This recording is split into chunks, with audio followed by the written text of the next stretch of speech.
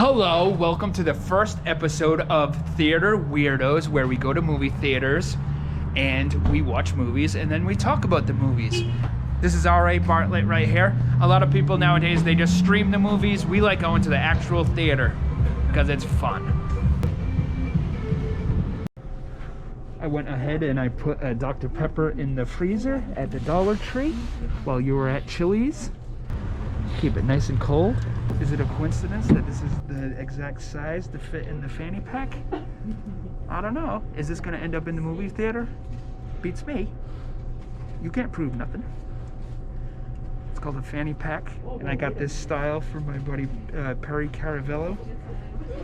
It's a fanny pack. You're gonna want to wear it on your fanny, so you twist it around like this. You're never gonna see it.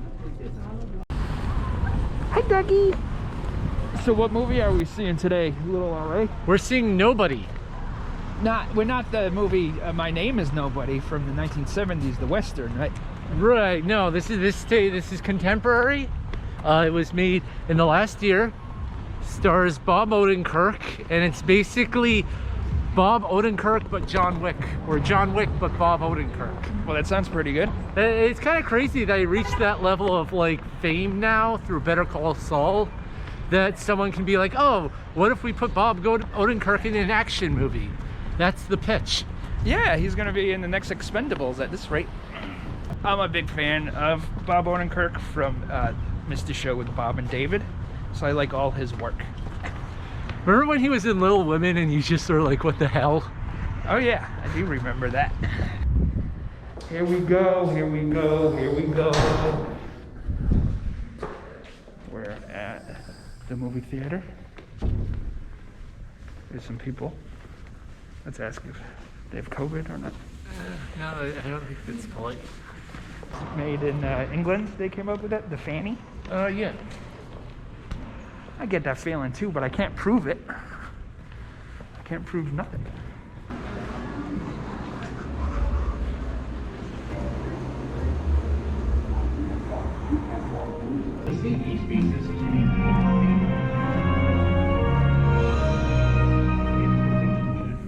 So we got out of the movie and I liked it a lot. It was really good. It was so cool. And there's going to be spoilers because we talk about the movie. Do you think, so it's like John Wick, but he has a kitty cat instead of a dog. Do you think that was like purposely done as a joke, like as a nod to John Wick? No, I think that was just playing a Chekhov's gun type thing. It's just like, because there's a lot of callbacks at the early in the movie and they kind of brought everything full circle.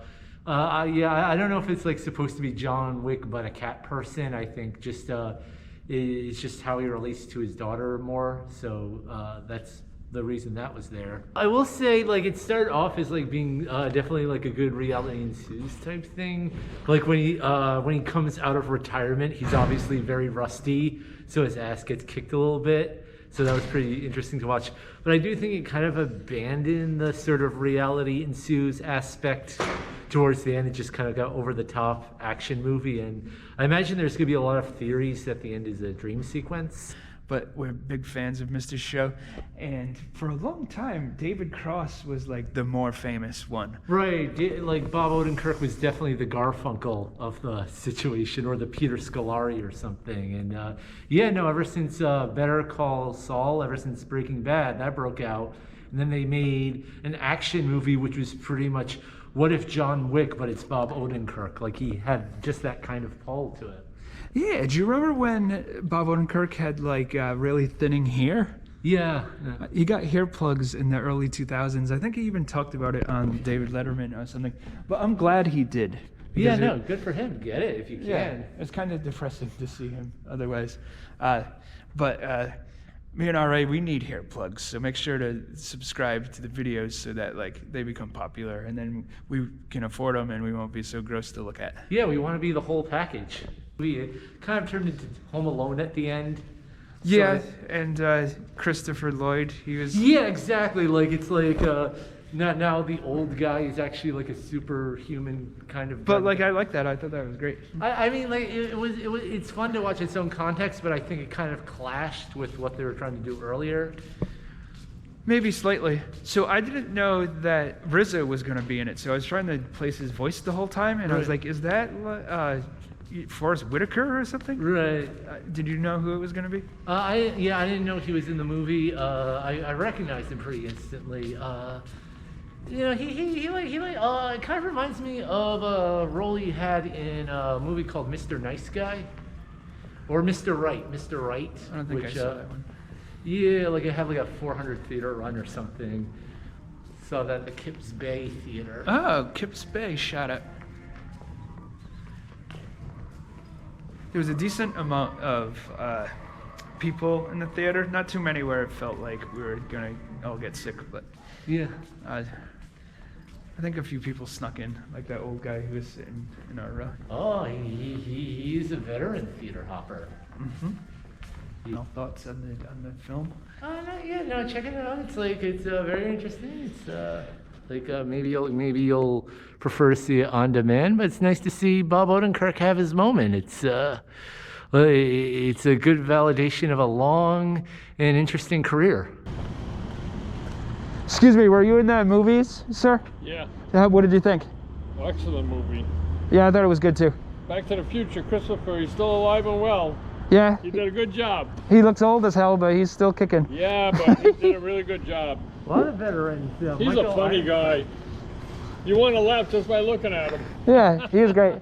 Nice Harvard talking to you. Yeah, that was an action-packed movie, though. I looked at the trailer and I said, oh, I got to go see that. For sure. Yeah, have a good one. You too. Speaking of Mr. Show, do you know about Jay Johnston apparently stormed the Capitol? Yeah, no, he's not the guy with the buffalo hat, but he was like he had like a little bandana. But do you think it was really him? It's sort of back and forth. Like there's like a lot of breadcrumbs to it, but there's nothing like super definitive. But then again, like he hasn't actually come out and said, "Hey, no, that wasn't me." So you kind of wonder. Did he actually like go into the Capitol, or was he just at the march? The photo just has him outside. Do you think this will be good?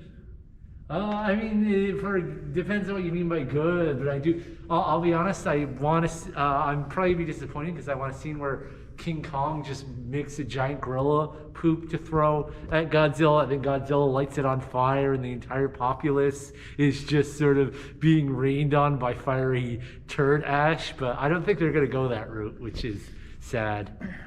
R.A., you're a nut, and that's why we love you. What about this one right here? This is like space porn or something.